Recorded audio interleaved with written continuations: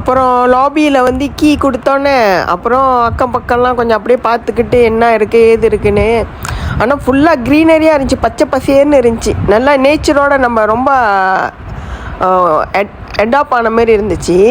அப்புறம் என்னக்கா உங்களுக்கு கவலையே இல்லையே? ஆட ஒரு பக்கம் மேய விட்டு நீங்க ஒரு பக்கம் மேயலாமே.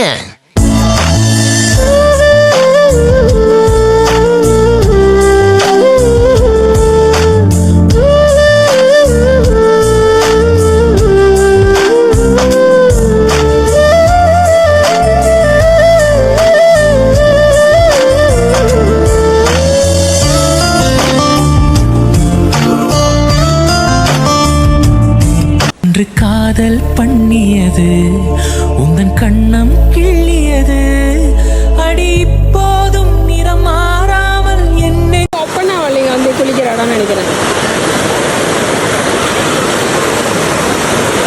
எப்படிக்கா ஒப்பன்னா பப்பிஷம் குளியலாக்கா? அநேகமல்ல உங்களுக்கு. ஒன்று காதல் பண்ணியது உந்தன் கண்ணம் கிள்ளியது அடி இப்போதும் நிறம் மாறாமல் என் நெஞ்சில் நிற்கிறது. அங்கு பட்டு சேலைகளும் நகை நட்டு பாத்திரமும் உன்னை கேட்டேனே சண்டை போட்டேனே அது கண்ணில் நிற்கிறது.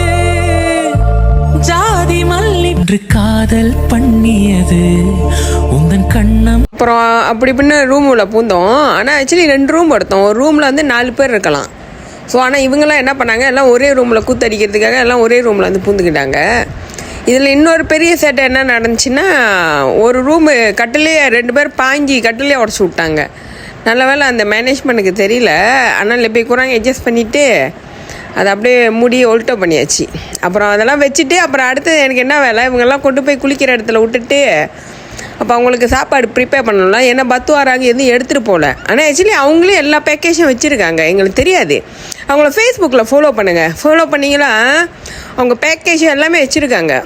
அக்கா லூசாக்கா, நாங்கள் ஃபேஸ்புக்கில் ஃபாலோ பண்ணால் அப்புறம் எதுக்கு நாங்கள் உங்களோட பாட்டும் ஃபுட்டு சேனலை ஃபாலோ பண்ணோம்? ஆவுன்னா 2 கையை தூக்கிறீங்க, உடச்சி அடுப்பில் வைக்கிறனா இல்லையா பாருங்க.